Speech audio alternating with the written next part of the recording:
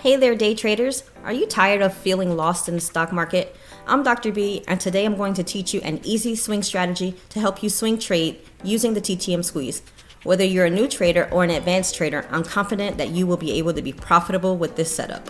So what are you waiting for? Hit that subscribe button and let's start making this money. Hello and welcome back. Dr. B here with Ready, Set, Grow. And on this channel, my goal is to share tips to help you on your financial and trading journey. If you're new here, like and subscribe. Check the description for the scans I used in the video, my social media handle, as well as a link to my Discord server. What is the TTM Squeeze? It is a free study provided by Thinkorswim that combines three well-known indicators: the Bollinger Bands, Keltner channels, and the momentum oscillator. The TTM Squeeze allows you to track volatility, and to add it on your charts, go to Studies. I always go to Edit Studies and type in TTM Squeeze. Select TTM Squeeze, add selected. Then I'm also going to add, while I'm at it, the TTM Wave,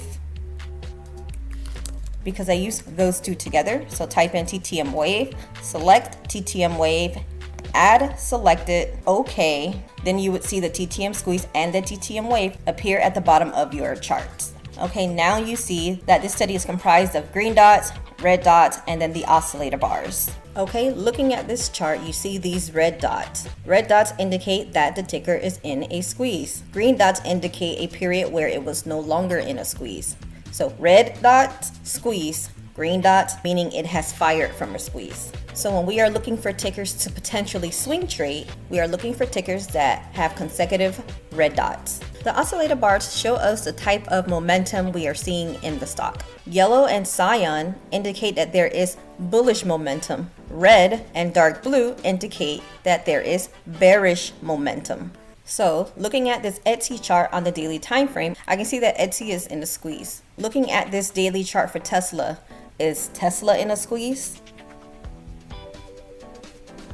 No, it isn't, because you see these green dots. The green dots indicate that it has already fired from a squeeze. Red dots back here is when Tesla was in a squeeze. Looking at this daily chart of First Solar, we can see that First Solar is in a squeeze. You see those red dots. Okay, now you know what the TTM Squeeze is, how to add it to your charts, and how to read it. Let's move on to the next part of this video. When looking for potential swing setups, you want to be identifying tickers that have been in a squeeze consecutively. So we are going to be looking for tickers that have at least 5 red dots. That would be a consecutive squeeze. First Solar is something I could start looking at for a potential swing trade. This ticker ADSK is in a squeeze for more than 5 dots. So we want to look at tickers that are in a squeeze for at least 5 dots. So as soon as you pull up a chart for a ticker, you should be able to immediately identify whether it's in a squeeze or not. You may be wondering, why do we care about these red dots? Well, we care about these red dots because the red dots tell us that the stock is in a period of low volatility, meaning it's going to consolidate. We're not going to see a lot of price action movement in any direction. However, the stock will not stay in this period of consolidation forever. It eventually has to release its energy, meaning it eventually has to fire from the squeeze, and that's when we get a greater than expected move in one direction or the other. Let's see how this is played out on some tickers. Look at Microsoft. Microsoft was in a 6-day squeeze. We would have gotten in on that 5th-day squeeze. Looking at these cyan bars, we see that Microsoft fired long from a squeeze. If we were in back here, we would have capitalized on this big push upward. And since each bar represents a day, we could have swung it for a number of days. The best time frames to use this strategy for swing trading are the weekly, the daily, and the 4-hour.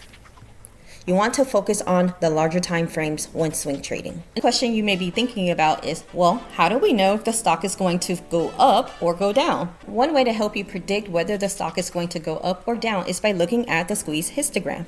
I would have taken Microsoft long because I see that it has these little cyan bars. The cyan histogram bars is a bullish indication. Going back to Tesla and Tesla's squeeze, I would have taken it short because it has red bars. The red bars tell me that there is more bearish momentum than bullish momentum, so I would have taken it short. You can use these histogram bars, the colors of the bars, to help you determine what direction to take the trade in. Remember we added the TTM Wave to our charts earlier? Well, the TTM Wave is another indicator that helps you predict the direction to take the trade in. If I see that it's dark blue and pointed downward, that tells me that there's some weak momentum here. Weak momentum is bearish. On the other hand, looking at Etsy's chart for the squeeze that it is in currently, I see that the TTM Wave is cyan and pointed below the zero line. Cyan pointed below the zero line is a strong bearish trend. So that further confirms why I would take this trade short. The last thing you can do is add exponential moving averages to your charts to give you an idea of the stock's price trend. I use multiple moving averages to help me determine price trend. To add those to your chart, start by going to Studies, Edit Studies, type in MOV AVG, and you'll see Move Average Exponential. Select this, add selected. The first moving average that I'm going to add is the 8 EMA. EMA, exponential moving average, okay? And to do that, if I don't edit the parameters here, it automatically puts it at 9. I don't want the 9 exponential moving average. I want it to be the 8. So I'm gonna click this little pinwheel here so that I can edit the length. I'm going to select 8 and press OK. Now I have the 8 EMA added to my chart. Now I'm going to repeat this process and add a different moving average. So let's repeat the process. Moving average is already highlighted. Add selected, edit, and I'm going to change this to the 21. Press OK, and now we have the 21.